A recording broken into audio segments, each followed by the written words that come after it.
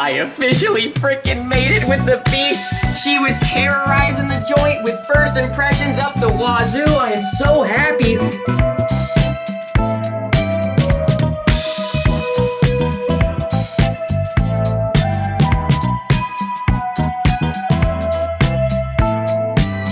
Hey, what's going on, YouTubers?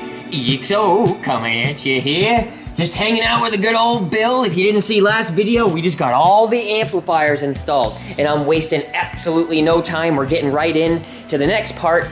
We got 1218s in there. I want to brace from the baffle where they sit to the roof that's going to be flexing when the bass hits. And a really great way to do that is with some DIY braces. Check this out, guys. Now, you've probably seen these at shows.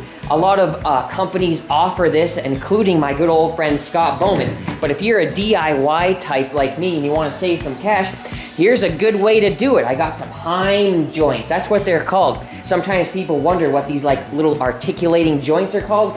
Heim joints is how they're pronounced. And I got some cheapo swinger brackets from Amazon, as well as some left-hand turn and some right-hand turn hardware. That way, when you actually twist this center bar, it doesn't just contract, it actually expands, creating a brace from top to bottom. So we're gonna go ahead and make a whole series of these, 2, 4, 6, 8, maybe 10 of them going down for 1218s on the interior parts where the small slivers go. Now, when I first got these hangers, every single one of them had pre-assemblies with swingers on top. So I had to take the time to disassemble each one with the nuts and bolts. So I was left with these 5/16 bolts going through the bore, and to me, it just wasn't enough beef. So I upgraded every single one to 1/2 inch. So that entailed bringing it over to the drill press and going through each one with a 1/2 inch step bit. And I only had one little snag that almost got me, but other than that, it was pretty smooth sailing.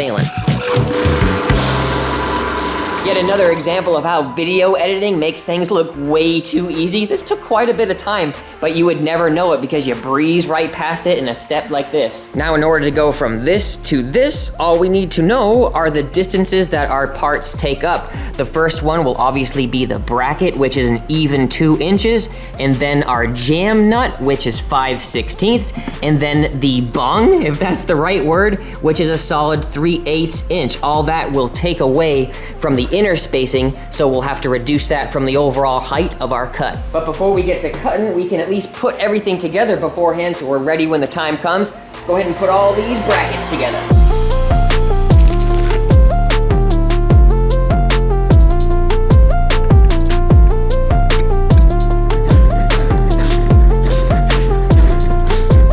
Oh, whoops, I forgot to put a lock washer on there. I wanted to do that on this side because if you look closely, the nut has a deeper profile than the head of the bolt, but if I mate up a little lock washer on the top, it'll actually even that profile right out.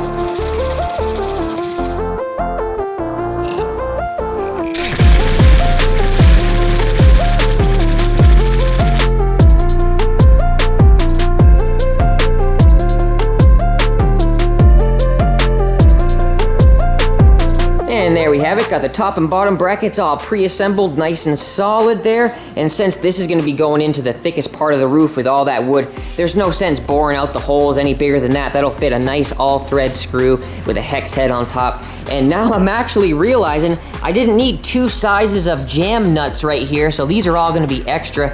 That's all right, they're only like 50 cents or $1 a piece, and that's why every other one has a nut on it. Those are what's gonna kind of jam it and keep it from spinning in place. That way, once it's locked in, it's locked. And since we already know how much these parts will offset our distances, or measurements, I should say, we're pretty much ready to start cutting the innards so we can separate these.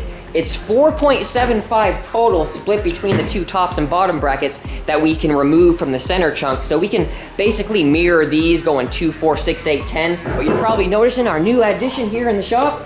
Thank you, Hunter Martin, for the recommendation. No more sparks are gonna be flying over here. I guess they call this a cold cut saw. The freaking precision is great. I'm getting such square lines compared to my Harbor Freight, but I'm not gonna fault that thing. That was a trooper. But the amount of damage I did to my lenses, I went through 2 really expensive Sonys just by the amount of sparks that the machine would throw out. So welcome addition to the shop. So let's go ahead and get to cutting here and show you how she works.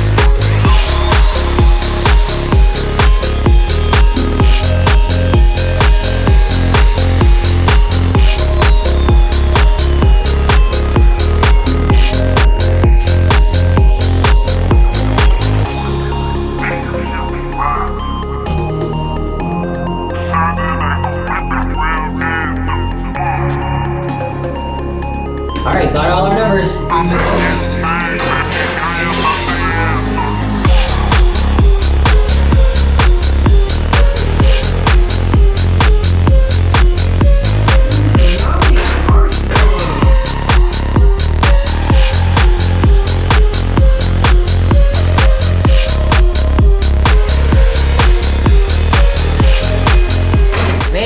Cuts through like butter. I am such a fan. Now, it does throw like a couple sparks right in the beginning, but it's nothing compared to my abrasive saw. Before, on the other one, there's no way I could ever do anything right after a cut. I would have to go over with my hand grinder and prep it up. Look at this. The bung goes right in the hole perfectly without any prep. I'll just go around to the, like we did on the benchtop grinder, and we'll take her down a notch.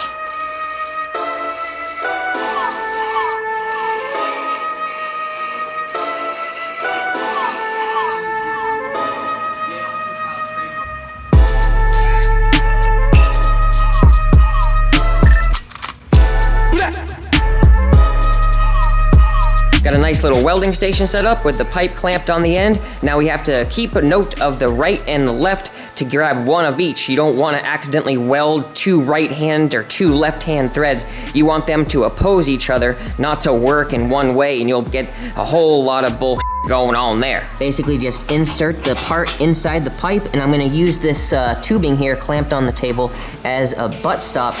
So right there creates a nice uniform collar around the base, and that's really all I'm looking for, something to keep it straight. And then she's ready to be welded. Let's get those sparks flying.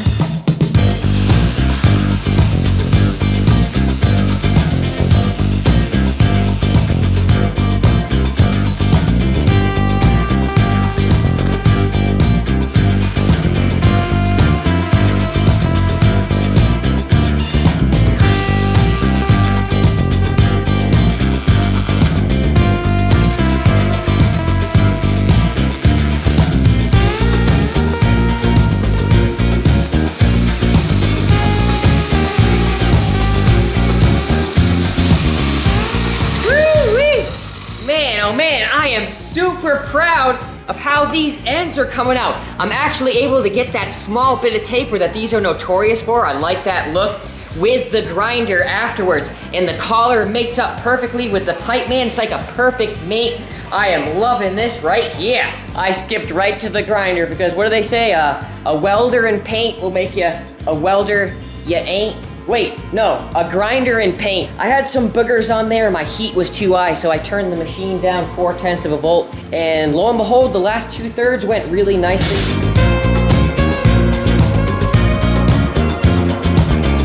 With all the pieces cut to size, looking real good on all the ends. It's pretty tempting just to assemble everything right now, just to get the ball rolling, you know what I'm saying?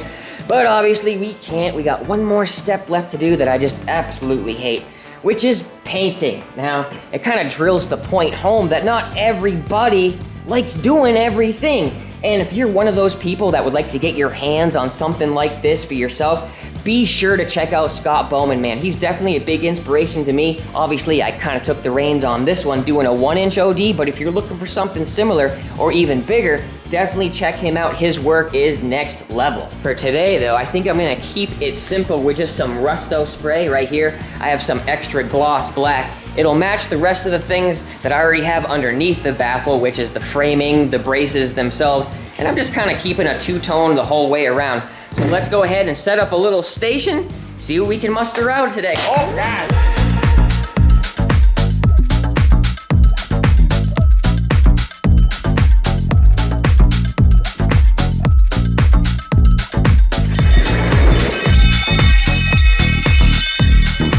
Hey, that's actually a good set of chimes.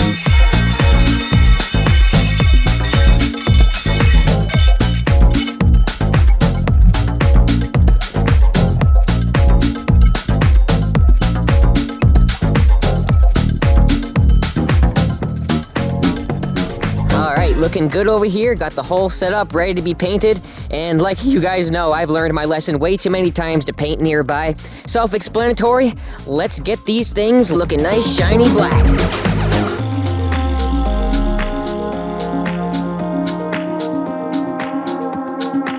All right, coming at you here the next morning. We got everything still dangling, but it's pretty much dry by now. I am super happy with how the tips came out. You really can't even tell that I welded. The transition matches up real nice, and the black was just the right choice. It's gonna be shining so nicely against that white contrast. Super clean. So with these puppies finally nice and dry and looking fantastic, it is time to affix the ends on both sides. We have all of our brackets laid out here, left to right respectively, since each one calls for a pair, so we'll go right down the line in twos and screw them right in.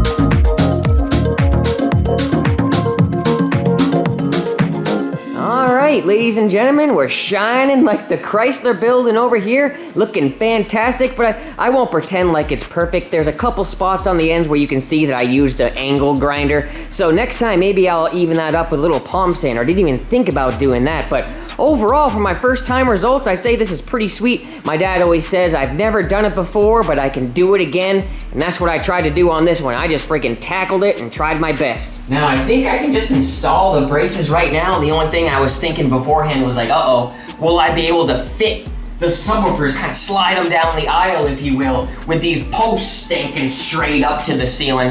I think we'll have just the right amount. What the heck kind of squeak was that?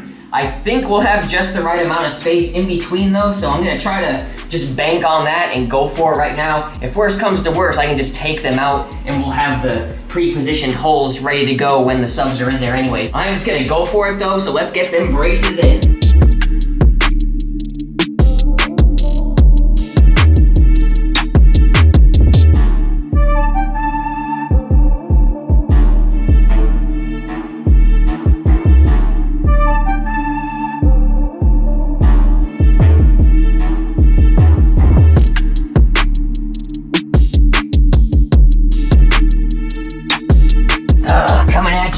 Next morning, had to collect my thoughts real quick right in the middle of the back row, because just like we mentioned, I realized the distance between the two braces is just shy to fit a subwoofer down in there. So to save myself the trouble, even though yes, of course I could just remove all these as we go, but that just adds way more work, and I've only got 10 more days before my deadline. So I can't believe I'm saying this, it is about that time, you guys, to be mounting all of the Soundstream Triple X's. They've been sitting on the shelf here for quite some time. We just got them all dusted off. They are looking mint, so I can't even believe it. It almost feels surreal that we finally made it to this point where all these heavy 100-pound beast of a subs. We got the dirty dozen back there, but I just got a nice fresh little clean job on these front ones and we're almost ready to go. All I have to do is affix some terminal lugs on these ends. We have direct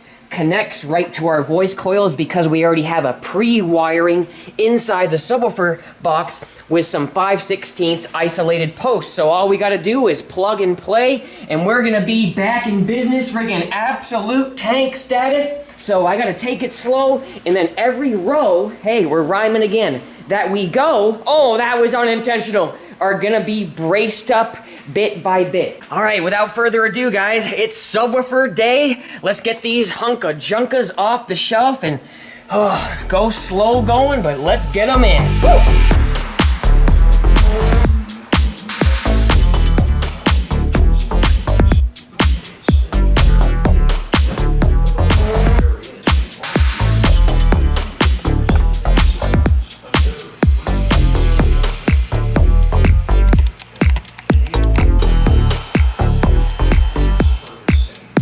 Might as well put something soft between the motor and the bottom of the box. This thing seems like it'll work just great.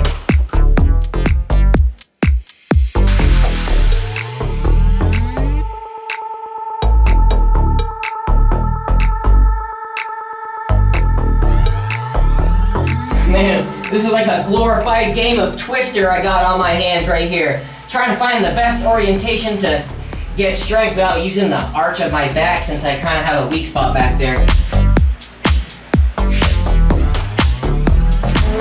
Here we go, I think that's working pretty good. Now that I kind of got her sitting up there, I'm gonna install these trim rings that I got from GP. Already mentioned that it's just like a quality of life upgrade, since flush mounted subwoofers can be kind of a pain trying to get your fingers underneath them, lifting it in and out. And that's exactly what I want to do a lot with testing and tuning. So these are gonna go right around there right now.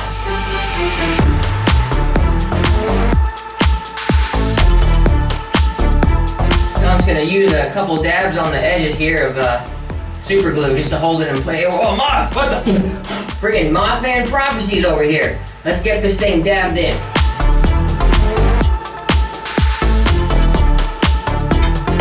Man, I can't get this freaking thing to stick. Guess that's a testament to that 1K I used back in the day. The paint is so slick, man, dang. So I think I'm gonna place it on the base instead. Let's try that, dang it.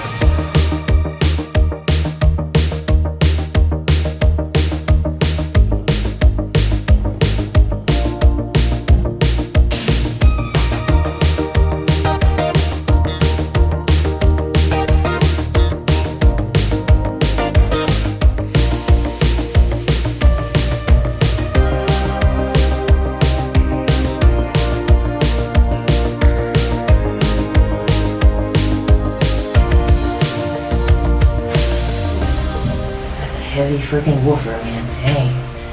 Woo-wee. Wow, look at that, as flush as can be right on the lip. That's almost like it was meant to be right there.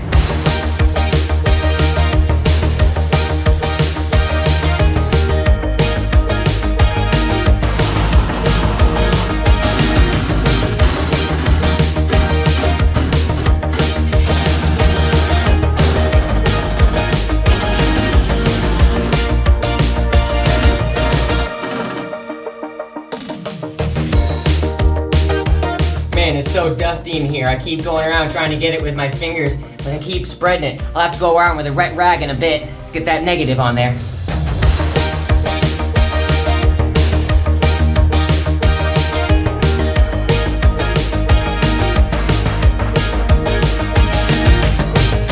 Whoops, sorry about that. There she be, folks, nice and neat. I gotta love that. Right here up in the corner, freaking I angled it to kind of match the curve of the sub cutout right there, and it's nice, right? Oh my gosh, look at all this dust. Don't worry, I'll take care of it, but we got to get this done. And there's nice and tight connections. Everything's nice and routed closely, no hanging danging, you know what I'm saying? Now let's go ahead and plug this sensor in.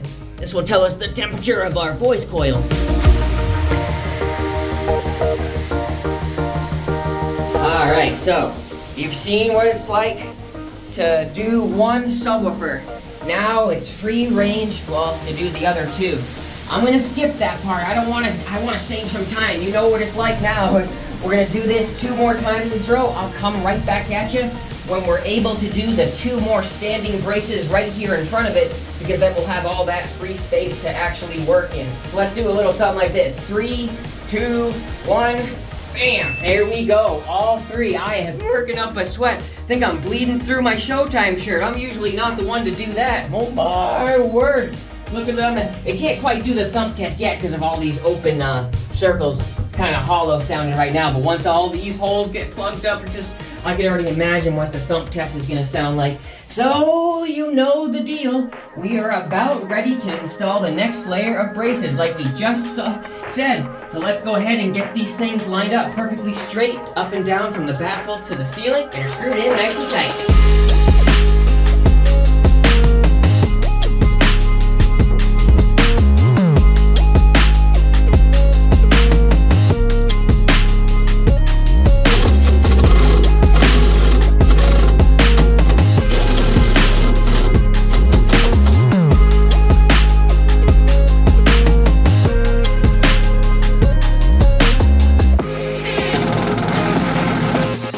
Uh-oh, looks like I'm hitting the steel cage. I was worried about that. I have the right hardware somewhere. There it is. I'm gonna switch over to this self-drilling screw and see how that does. Oh wait, man, now that I'm thinking of it, these subs are right here. and the motors. I really gotta protect that. I don't want any metal shavings falling anywhere.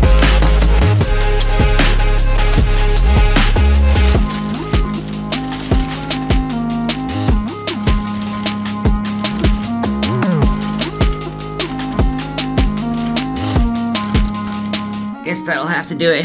Hey you guys, I'm gonna take a quick break from filming.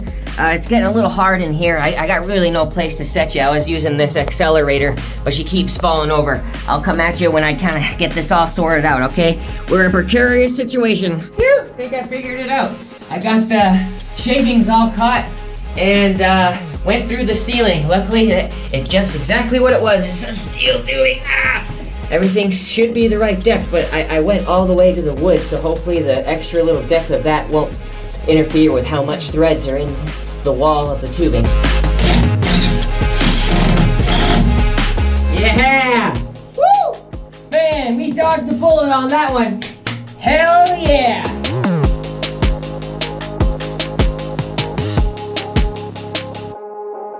You know what? I just had a good thought before I go any further, stringing up some LEDs in the corner here. I forgot to actually mention that I made these brackets. The ruggedness of the texture here wasn't allowing the tape on the backside of the LED strips to stick, so I made these little brackets here and painted them up, countersunk some holes for some screws, and lo and behold, she looks great up there, and I'll have a little bit of an exposure on the bottom lip. Get that done right now since I got a little bit of a free space to fit my body in there. Might as well use it now that we got it.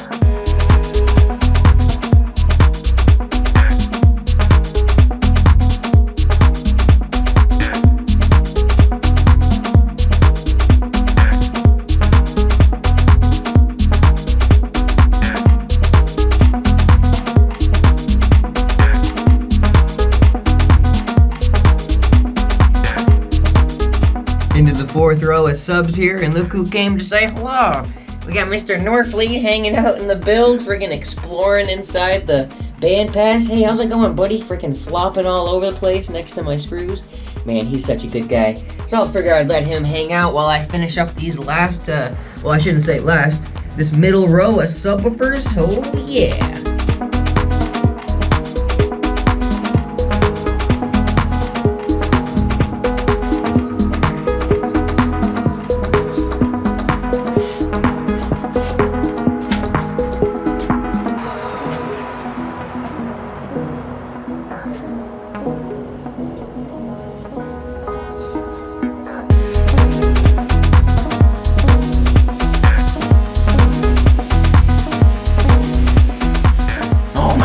You guys, we are on the last freaking subwoofer, and I just had to push record because things are gonna get pretty interesting over here. I can't get myself in there anymore once the sub is in to get the wires tightened, get the voiced coil temperature sensor nice and plugged in. So I'm gonna have to get creative. I'm gonna crawl myself back in the back of the port, hopefully fit myself through it, and then crawl underneath all those subwoofers. I'll bring you guys along for the ride, but let's go ahead and see how this comes out. The last one going in.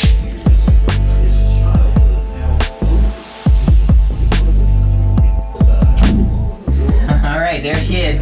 Let's try to get back there.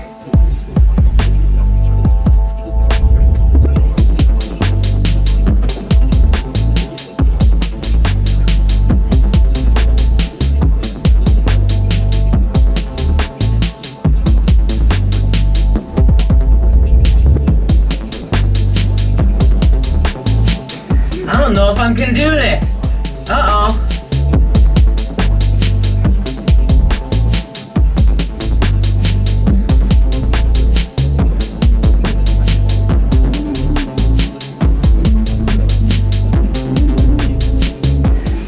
I gotta take my belt off to be able to fit.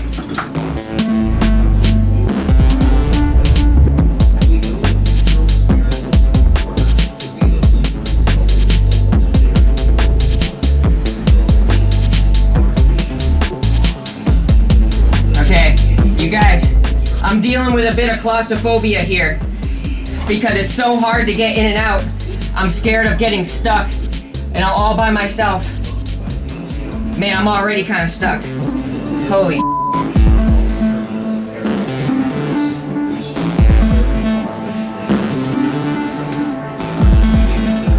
Man, I hate this. Holy cow, it's hard to get in and out of here. This is really, really scary. I don't know if you've ever felt that feeling. Oh my gosh. I felt like I was never gonna be able to get out. Oh my word. I thought, I was already thinking like having like a fire truck. What if they had to come and cut me out? Oh my gosh, I'm too scared. Hold on. I don't wanna think like that. I gotta collect my thoughts. I think I'm gonna wait for someone to come here. Oh my gosh, I've made a mistake, you guys. My freaking phone is inside the box. I can't get inside. Oh no, it's like right here. And it's about 12:30 at night, so I don't know what I'm gonna do. I'm home alone right now. It's too nerve-wracking being all alone inside back there. You wouldn't believe how tight it is. It's too damn tight. I'm not a very claustrophobic guy, but I was panicking. Oh, we got Elise back. She's back. I've got more confidence now. Being alone, for some reason, it was jogging me, man, big time. So we got a whole plan. Me and Elise are gonna talk to each other while we're gonna do like a little foam platform, and I'm gonna lift it from underneath, and she's gonna kind of let me know where it is and kind of prop it into place in the front. And yeah, see, this is where it gets scary because I can barely fit in here. Well, I don't blame you for waiting. You don't want to be stuck in there for hours by yourself. Yeah, exactly. It just feels good to hear another person here with me. And if worse comes to worse, I can get that sub out from underneath and I won't be trapped. But being alone, it adds that other degree of, oh wow, well if I did, I'm gonna really screw some stuff up, like drop sub down. Okay, I did it wrong. Did I do it wrong? Can I get in like this? Where are you even entering? Did I enter wrong? I entered wrong, see? And that's just it. You can only get in and out one way, and I forgot how to do it once I got in. See, I have to put both feet up like this. I really gotta pay attention to what I'm doing. I gotta kitty corner my legs like that. Both at once. And then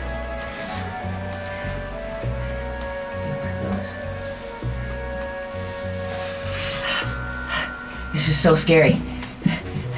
Okay, my belt is really making it. I gotta take that back. That's what happened last time too. It really makes a difference. Take this off. And then I gotta pull my pants down a little bit. Just take your pants off. No, because then, you know how they get stuck at your knees and you can't bend your legs. Now I gotta do like a straddle split thing. Okay. Even if you were to, you will not be trapped in there forever. Even if you did get stuck. Even if I do get stuck, I can get that front sub out. This is where I really got scared. It's gonna be alright. Okay. I don't like this at all. Well. Okay, peace. Okay. I love you. Oh. It's gonna. This is so tight. Sacrificial. What about just screw your phone?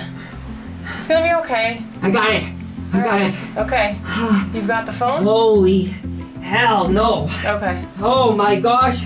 You guys, that's the scariest thing. I would have said that I'm not a claustrophobic guy. Oh my word, this is crazy. These bars, there's so many braces. Let me get my phone. Let me see if I can. Hold on, I gotta just. I'm gonna breathe for a second. Yeah, just breathe. Just breathe. I know this probably seems silly. No, I mean, who wants to be stuck in a tight space? All right, here we are. We're inside the box here. So what I'm gonna do is, I just came from up If here. only we had a camera in there too. I got it going right now. Oh, you do? Yeah, Of course you do. Of course I got the camera Oh my going, gosh. so, He's of course he's filming. So what I'm gonna do is turn this around. All right. Yeah, see, this is crazy. I really would hate to do this all alone. Alright, well, I'm not going anywhere. Yeah, see these subs and these braces. For the rest of our lives, I'm not going anywhere. Alright, got this light. Let me get this light. All right, I'm feeling better now that I know that this sub here is not screwed in. So now I'm kind of like feeling home free. Whew! I was wondering what the heck I was gonna do, but get this, guys. Now that I'm kind of gained my composure, instead of relying on that process, whenever something happens, if I want to do some maintenance or whatever, what have you inside this box, I'm gonna do some extra pigtails. Okay, go ahead and install. Are you ready for those pads? Yeah, go ahead and mount the pads right in front. See, what I've told her to do is I've told her to put a whole row of nice foam up there on top of the subwoofer baffle. That way that nothing gets scratched, and if I do end up knocking it around the rim of the subwoofer cutout, it's not gonna Do you want them touching the, do anything. What do you even call it? I should know this by now, it's been almost 9 years. The soft part of the outside of the sub. Do you want it touching that at all, or just on the paint? platform, just the wooden platform where we're about to place it. Okay. All right. So now the platform is good to go, Elise? I'd say so. All right. So what I'm gonna do now is lift this subwoofer. All right, ready? I'm gonna start lifting. Okay.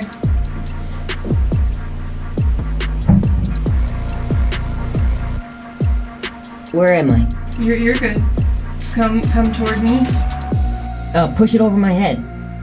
Can you push it out of my head? I can't hold this. You're not. I don't want to scratch your paint. Oh my god.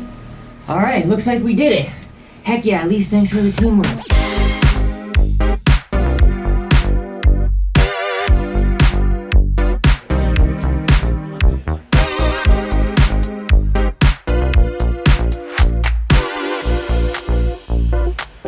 I hate that part.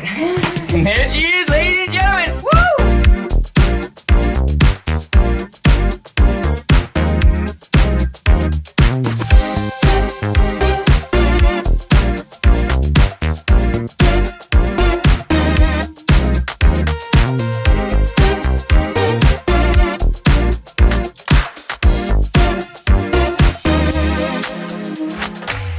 So I think it's about that time to get this thing raised up in the air. We're dang near borderline though. I just waited the other day at over 11,000, and this is luckily rated for about 12,000. And we're about to put her to the test.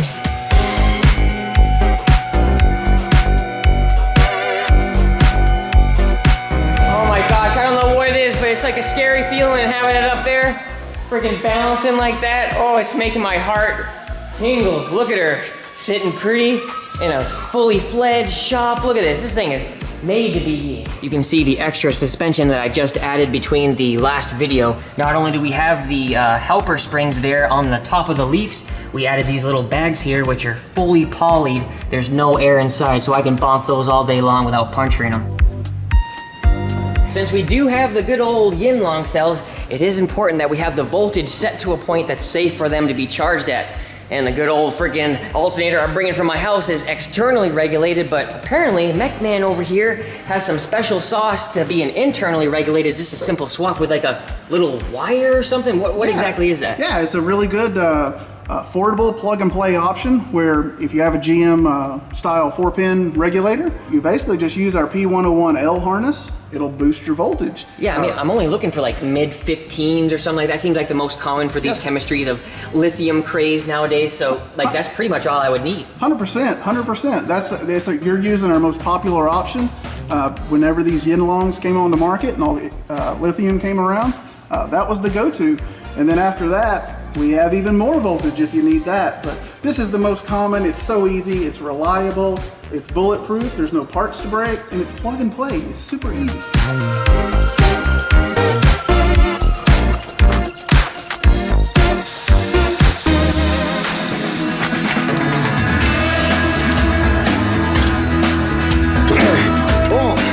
All right, out. There she is. There's the old girl right there. I'm nice to be able to get to the show, have a nice decent charge, because this just wouldn't have done it. Yeah, we just need to make sure we do this next time in the winter when it's nice and cold. Yeah.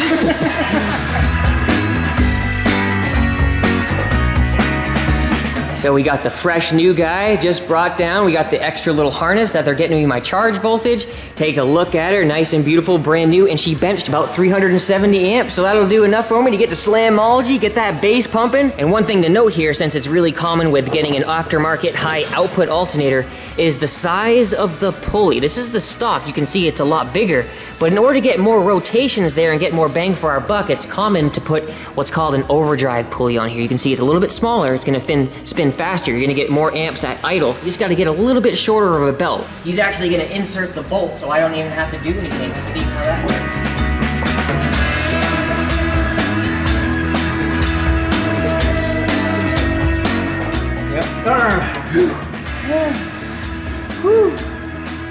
Gotta love that van, making us work for our money. Yep, now we'll go swing that thing right into the other mounting ear on the lower left-hand side. And she's fitting snug. Gotta love it, man. Feels really nice to have a facility like this. One day, I am definitely gonna get me one of these lifts.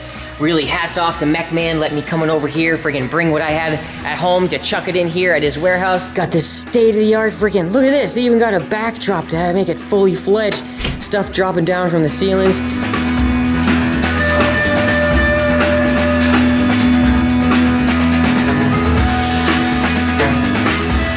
Alright guys, well here we are, quite a bit after from what you just saw in those video clips because I had to literally grind it out. I had this whole idea to make it to Slamology 2024, and it was either make a video, spend the time editing and doing all of the clips that you just saw in that 30-minute chunk of video, or make it to one of the biggest car audio shows, I'd say arguably the biggest car audio show for bass in the entire world. And guys, I am pleased to announce I officially freaking made it with the beast. She was terrorizing the joint with first impressions up the wazoo. I am so happy with the first freaking turn on. It was a hellacious experience. Oh my gosh, what a story to tell from start to finish. It was a grinded out, oh my gosh, I was pulling all-nighters, chugging Red Bulls just to make it happen, and I was almost on the verge of like not making it. It took until the morning of to get to the show. We did everything. We got the alternator, we got the door pods, the freaking crescendo and chiare. I got the beautiful floor all done in there. You haven't seen any of that, so I'm gonna kind of walk through some of that stuff right now because someone already dropped the freaking reveal video on YouTube. I felt a little bummed out, but it's all right. Everybody's having fun. It was at the Slam, you know, just getting it out there. I didn't think the video would be edited that fast, so I'm gonna try to get this out there as soon as possible so all my subscribees can actually see the video. And yeah, so let's go ahead and show you what you haven't seen since the last video, starting with the floors down here. Take a look at this beautiful false floor, all done up with 13-ply Baltic birch. We got 6 inches up here in the back because it actually depresses a little bit further than this right here because it kind of goes down in a little scoop where the seat was. And then up here is 2¼ inches thick, steps up because that's the kind of the shape of the vehicle. And we routed out all these special points for the seats. That's the only thing I really wanted was stock seating. That's really important to me, but this was quite a lot of math and quite a lot of cutting. There's a lot of layers in here. There's actually some framing in there too for even more strength. So everything lines up great with all the stock bolt points, and I couldn't be happier with the finish as well. The same type of bed liner that we used up back, the good old Dominator stuff. All the wires for the system run parallel to the back. I actually angled that off with each layer that I did, so it'll be a nice smooth transition, even rounded out the exit here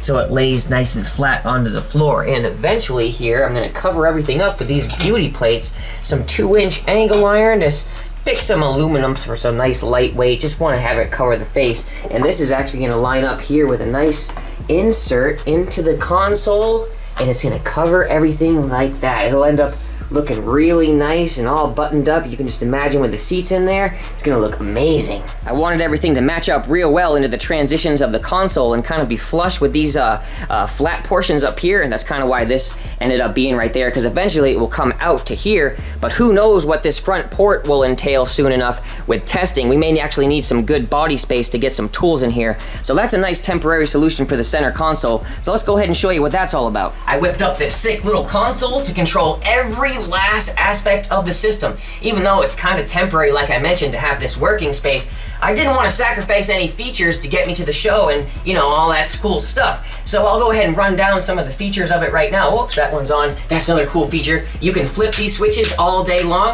and unless you have a key to the system, which is over here in like a little ignition spot, you can't do anything. So it's a little fail-safe, a little safeguard against the system in case I walk away, or heaven forbid I have to bring this to a dealership. So we got our SMD output meters for bass, mids, and highs. We got our switches for those and the voltmeters right here. Just good old classic up front and up back kind of scenario to get the differences in the lines. We have our master switches for our base, which is denoted with the color blue on this LED. I use some markers to draw out a square so I can have like little gang plates of 12 bass amps, 12 blues. Then going here is a master DSP for the entire system. That's why I kept it in the center with a green light. And then we have the mids and highs right here. There's just 3 amps, so I have them right down in a line. And then we have our yellow, which is our fan gang. That just denotes the 4 channel. And then we have these ones right down here, but I accidentally extended my yellow lines too far, but I said screw it. It's on hinges, so it can come down. I can access all of the wiring inside. Same thing with this tablet. I have a Samsung tablet on hinges, recessed into this little bezel here, so I can play all my music wirelessly or wired with this little connection right here. USB into the DSP, you can't go wrong. And then magnetically attached on the side, we have our voice coil temperature sensor for all 12 subwoofers. And then to the left of that, it's all magnetic. We have the Amp Lab wireless bass knob. I didn't use this at the show because I was dealing with a faulty RCA. I hate that, man. Hunter Martin, eat your heart out, right? So that's basically the setup of this center console, all inclusive, does every last function of the system, and everything worked first try. I was so grateful. Now, as far as the door panels go, I also built these out of all plywood, as not only is the backing solid 3/4 inch plywood, so is the baffle. I did that mainly just to make it a little bit easier for me because I ended up just taking the stock panel off, welding tabs where the original bolting points went. I customized everything according to the shape of the dashboard. That way when it closes, everything mates up really nicely. And if you look on the sides, the tolerance is damn near perfect. She doesn't hit, it fits friggin' perfectly in there like it was meant to be. And what's even cooler is I was able to save the stock door handles and the electrical switches for the locks and windows. Sometimes that can be a pain according to how rigid or actually how long of a cable they give you. And luckily Nissan's cable was long enough to loop right around here, and it still has all of the articulation needed to work flawlessly. We got 4 8s, 3 6s, and 3 tweeters. These are the Chiare CT440s. These are the UN6s, and these are the UN8s, the good old Ultra Neos. Man, these things sound so nice. The whole door panel gets bolted right to everything nice and securely thanks to these mounting points, like I mentioned, which are dang near in the perfect position of the stock clips. So all I had to do is bore out the hole and insert a nut and a bolt. Overall, I'm really happy with the way it looks, and the way it sounds is even better. Super crisp and really clean. No distortion coming from these guys. And to control everything on the fly, I have this nice little faceplate that I made for my Helix Director. It also has a bass knob attached to the back in case I want to bypass to go manually. But overall, I'm really happy with the Director from the Helix. I can control the master bass and the overall volume just right from here. And I will say, handling this system is definitely a whole new animal. It's been a while since I've had to kind of, man and control a big system like this. Well, actually, I've never had to control a big system like this. I came from 6 18s. That's the biggest I've ever really had to captain. So it's really hard to hold the camera like this, focus, while I gotta do the RPMs of the engine to keep the alternator spinning fast for voltage. You've gotta control the master volume, control the bass volume. There's just too much going on to be able to hold the camera and actually film a good video. So I'm kind of left a little high and dry this weekend. So I may borrow some clips from all the attendees coming over to say hi. I'm sure they won't mind, right? So I definitely want to include some carnage in this video, show you guys what it was all about, at least at the event for its initial debut. But I'm telling you, just from hearing it firsthand, it is everything that I know it will be and is. It has gobs of potential, even though right now, as it sits, I am just over the hill, over the moon, whatever the saying is, with its performance. It sounds amazing. Usually there's a level of tinkering and maybe of, to get it just right at the first play. But for this, I'm just blown away. It really came to life the first time I ever turned it on. And I was extremely nervous because I had like 10 things left to do the morning to leave for the show. It was very difficult. I made it in there at like freaking in the wee hours of the night, tuning the DSP to like 2 or 3 in the morning the night before the show with 0 turn on. So here I am kind of approaching the event really, really nervous because I had no experience with this. I didn't know how it was gonna sound, how it was gonna react, behave, if there was gonna be problems. and I knew that I wasn't gonna be, it was gonna be in front of a whole huge crowd of people. So I was definitely feeling the pressure. I made a post about that on Facebook. And what was even, even adding to the pressure is people were bringing out their SPL meters. I had never turned this on yet, and already people were freaking busting out their meters, sticking it in all these different places. And I'm like, oh my word, here we go. Blah. I just went for it. Even though like deep down, I could have let that make me feel a little insecure. I just said, screw it, I'm here for the fun. No worries. Some great stories that I'm gonna share with you in this video. But real quickly, maybe I can throw up just a couple little things from what it was doing right here. Here's some quick clips.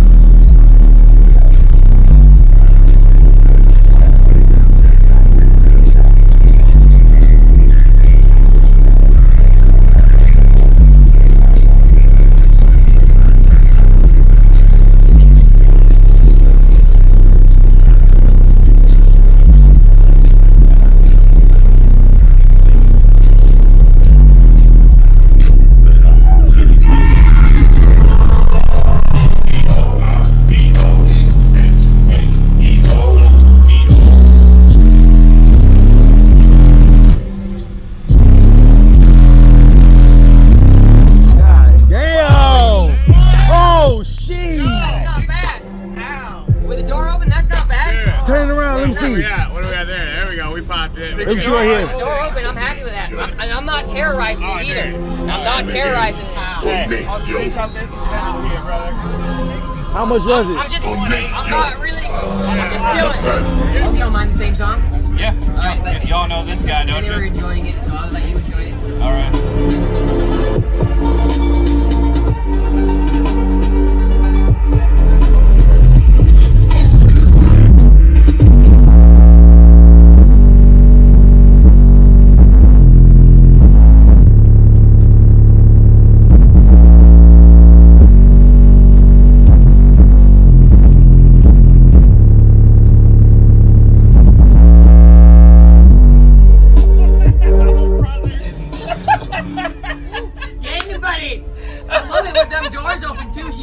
It looks like with the door closed, but I'm not. I like that daring. Yeah. Dude, that's great, man. Dude. Thank you. Congratulations, man. That sounds That means a lot coming from you because I love the Black Nasty before and after. Right, so I'm just so glad that you got in here. Oh yeah, man. Be very proud, wow. I think this y'all niggas for the crew. Live the fuck.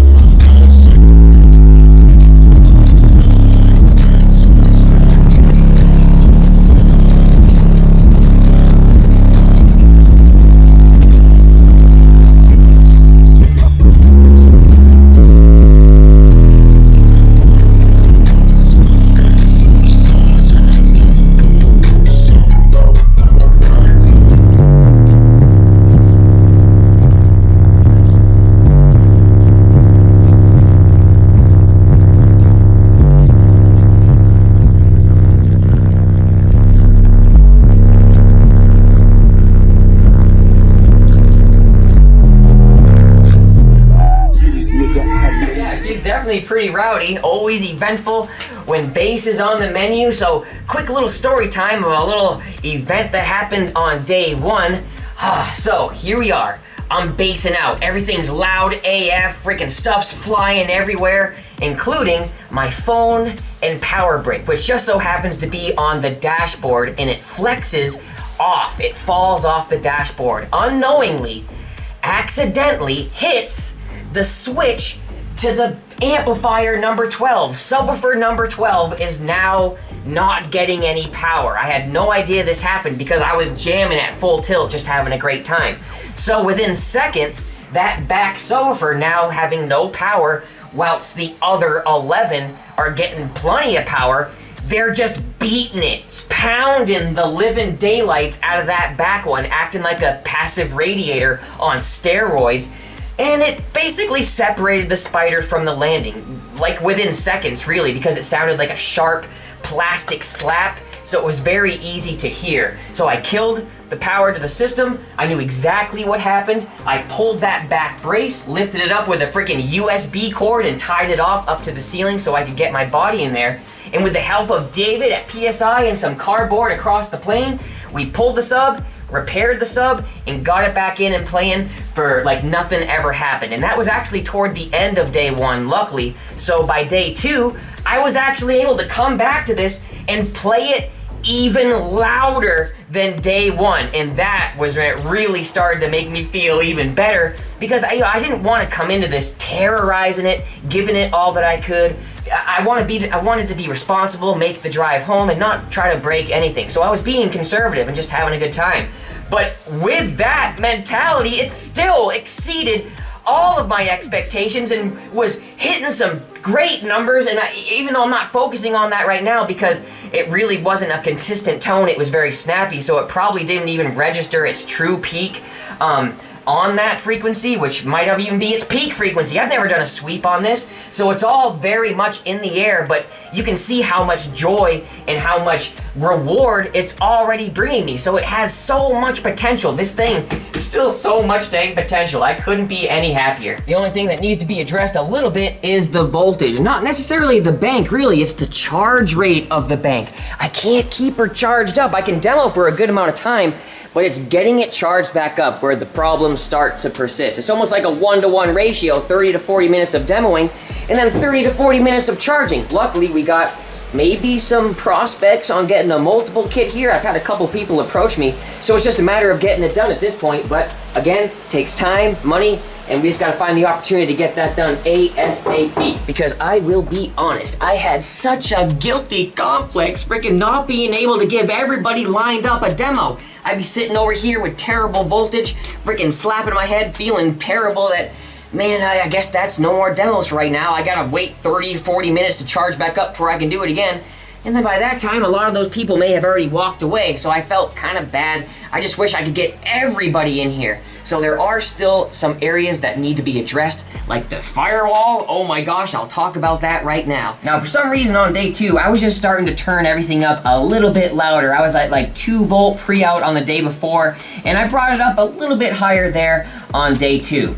And maybe I shouldn't have. No, of course I should have. It's all a part of the risk when you're doing this kind of bass head stuff. So here I am jamming like crazy, and I'm starting to play a little bit into the 40s, maybe even mid 40s, and really, you know, give it a little bit more juice on the knob. And I had a couple people start to go, yo, yo, yo. They were yelling at me from outside the car. I didn't even know what they were talking about. So they came over and they told me what was going on underneath the hood. Well, apparently on certain frequencies, on certain volumes, I should say, because a couple clicks down were a little bit safer, but when I gave it the extra clicks up, all of a sudden the master cylinder, the brake fluid reservoir, started really to play havoc on each other. They started to really, really flex badly, and it started to dislocate from where the O-ring meets the opening. Not so bad that it was actually coming through the weep hole, the collar of the cap, and the surrounding parts where it actually flows into the line. So at first it was bad enough where people were like, yo, yo, just a couple more clicks down, and I would do that for a little bit until they would be like, all right, you're losing some fluid. But it really wasn't that bad. It really wasn't terribly bad. It was just moving a lot. It was more or less preempting a problem that we didn't want to happen. So as long as I just governed it and maybe stopped beforehand, we could avoid that problem. No big deal, right? Well, yeah, that's what happens, right? That when you get a little carried away, this is what happens. David at PSI, the one who was helping me the night prior to get that sub fixed, I was full with gratitude and I was really happy that I had such a great experience with him that I just had to give him the B's. These are PSI's woofers after all. The soft parts, the recones are PSI after all. And it's David at PSI. I had to give him a demo before leaving. I was just about to leave. It was about 2 p.m. and I had a 7 or 8 hour drive home. So I said, screw it. I have to let David hear it before I leave. This was already after people warned me of what I was seeing on slow motion video, and I saw it firsthand and I was like, screw it. I have to. So I not only did I give him a demo, I actually went to that song that plays in the 40s and I went to like -6 dB on the Helix Director. I probably shouldn't have done that because I didn't check the reservoir afterwards. The hood was, I was already getting things shut up, ready to go, so it was just basically give him the demo and I basically had to leave. 20 miles into my road trip, we had to stop and get some fuel, and I noticed on the ground, it's just pissing fluid. So what had happened apparently, where the housing of the reservoir meets the metal bracket that latches to the firewall, the hinge of the plastic broke off, and when it did, the plastic came and it like latched over itself, so it could no longer press back in. So I had to take some scissors, pry that opening back up to press it onto the metal cylindrical pipe hinge so it could actually fit into that O-ring opening, because up to that point there was no more fluid. It wasn't holding any more fluid. It was all on the ground, and the reservoir itself, it was actually over here and like tilted. So we jerry-rigged it, smashed it with my hand after getting the hinges pried open enough to grab onto the bar, smashed it a couple times to seat back into that little opening, put a couple of bottles of brake fluid in there from the gas station, and drove the rest of the 400 miles or whatever, 370 miles back home. You never anticipate these problems. It was the first show and it's not even like buttoned up yet. I had this worries about it even performing at its, well enough, and here we are already into the realm of it being so badass that it's breaking stuff. My hole up front, like where the cowl meets the air vents, that's all separated. The clips are all separated. Like I said up there, the reservoir freaking broke off. The firewall is definitely seeing bad times, so there's some stuff that needs to happen, but I knew it going into it. But even with all that stuff, it's still amazing and making me happy. So imagine with all these improvements, we're only going up from here, guys. What a great group of experiences, and thank you for all the people who gave me support and were encouraging me over there, freaking, rooting me on, even when they saw that stuff was hitting the fan and there were problems arising, whether it be the RCA or the subwoofer or the brake housing or the master cylinder, whatever it may be. People were in my corner, understanding, even though they may have been in line for a certain amount of time, maybe even a long time. They were still freaking so cool with it. So I wanted to give me this opportunity from the bottom of my heart. I'm extending this out to you guys. Thank you for spending the time there. Even if it didn't go 100% according to plan, that's what being a basshead is all about. It's a two-way street, and I feed off that. So when I saw all these people out here, like I mentioned before, yes, I felt a little guilty, but at the same time, I felt grateful. That's what this weekend was for me. Overwhelming happiness, wonderful experiences with you guys firsthand, and that's what she is. I'm so looking forward to being able to do more bass videos with this personally, and I will try to incorporate more videos into this video that I find online, and I'll give credit to all the creators in the description, to the ones that I borrow. Huge props to all the people who helped me get to this point, whether it be with my inspiration, direct helping with learning, like the 252 guys and David with the good old helping me get into the box literally that day, getting sweat pouring down, and all the people that were here at the truck. It's too many people to name. So you guys are the best. EXO is officially on the freaking map again. We gotta build, guys. Of course, there's more stuff to do, but that's what more videos are for. Thank you guys for standing the test of time and sticking with me through this process. I had no idea it would take this long. A lot of it, I was just kind of a lone wolf. Of course, I had the guys over at 252 to help me in the beginning, but much after that, I just kind of took the reins and went at it. I learned a lot, and I'm sure you guys did too. It was an amazing experience, and I can't wait to see what it all transpires into. So let this be a huge shout out to you and everybody out there who was a part of this process and a part of these emotions. For me directly, I feel like I'm blabbing, but this is just too monumental not to capitalize on every possible statement that could reach you guys and make me feel whole. So until the next one, this is EXO signing out. Stay loud and stay proud. I cannot wait to just let the floodgates open, because a creative blast is about to come your way, because I feel like I can just have free reign now. So be sure to stay on the lookout, because I'm gonna definitely post more and more and more. Thank you guys for being here. I love you all so much. This is EXO signing out.